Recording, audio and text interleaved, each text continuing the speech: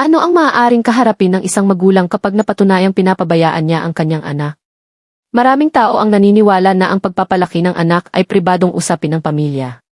Totoo na may karapatan ang mga magulang na magpalaki ng kanilang mga anak ayon sa kanilang paniniwala at kakayahan. Ngunit mahalagang tandaan na maihangganan ang karapatang ito.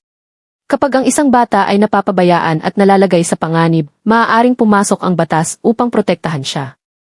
Sa Pilipinas, may mga batas na nagbibigay ng proteksyon sa mga bata laban sa kapabayaan o neglect. Isa sa mga pangunahing batas ay ang Republic Act No. 7610 o ang Special Protection of Children Against Abuse, Exploitation and Discrimination Act. Sa ilalim ng batas na ito, ang kapabayaan o neglect ay maaaring ituring na isang uri ng child abuse kapag ang bata ay hindi nabibigyan ng sapat na pangangalaga, suporta, edukasyon, o proteksyon na kinakailangan para sa kanyang maayos na paglaki at pag-unlad. Mayroon ding mga probisyon sa Presidential Decree No. 603 o Child and Youth Welfare Code.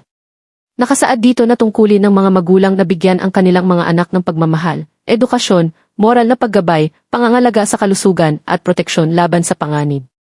Bukod dito, may mga probisyon din sa Family Code of the Philippines na nagsasaad ng parental authority at parental responsibilities. Kapag napatunayang malubha ang kapabayaan ng magulang, maaaring limitahan o tanggalin ng hukuman ang kanyang parental authority para maprotektahan ang kapakanan ng bata. Halimbawa, isipin natin ang isang ama na may sapat na kita, ngunit inuuna ang bisyo kaysa pagkain ng kanyang mga anak. Dahil dito, madalas magutom ang mga bata at hindi makapasok sa paaralan. Kung mapatunayan ito sa investigasyon, maaaring masangkot siya sa mga kasong may kaugnayan sa child neglect at paglabag sa mga batas na nagpoprotekta sa mga bata. Isa pang halimbawa ay isang ina na sadyang hindi pinapagamot ang kanyang anak kahit may malubhang karamdaman at may kakayahan naman siyang magpagamot. Kung lumala ang kondisyon ng bata dahil sa kapabayaan, maaari itong maging basehan ng legal na pananagutan.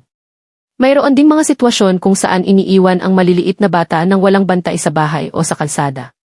Kapag may nangyaring aksidente o nalagay sa panganib ang bata dahil sa kapabayaan, maaari ring magkaroon ng kaso laban sa magulang. Sa mga ganitong pagkakataon, maaaring makialam ang Department of Social Welfare and Development o DepEd, gayon din ang lokal na Social Welfare Office. Maaari silang magsagawa ng investigasyon at magrekomenda ng mga hakbang upang maprotektahan ang bata. Ngunit hindi lamang batas ang nagtuturo tungkol sa pananagutan ng mga magulang. Maging ang Biblia ay malinaw sa bagay na ito.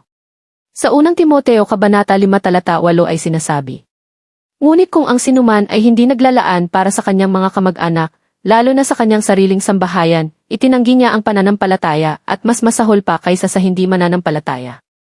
Ipinapakita nito na ang pag-aaruga sa pamilya ay hindi lamang legal na obligasyon, kundi moral at espiritual na tungkulin din.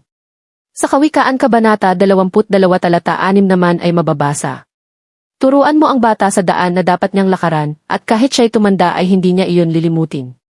Ibig sabihin, ang responsibilidad ng magulang ay hindi lamang magbigay ng pagkain at tirahan. Kailangan din niyang gabayan ang anak sa tamang asal, edukasyon at mabuting pamumuhay. Mahalaga ring linawin na hindi lahat ng kahirapan ay agad na itinuturing na kapabayaan. Maraming magulang ang nagsisikap ng husto, ngunit kapos lamang sa kabuhayan.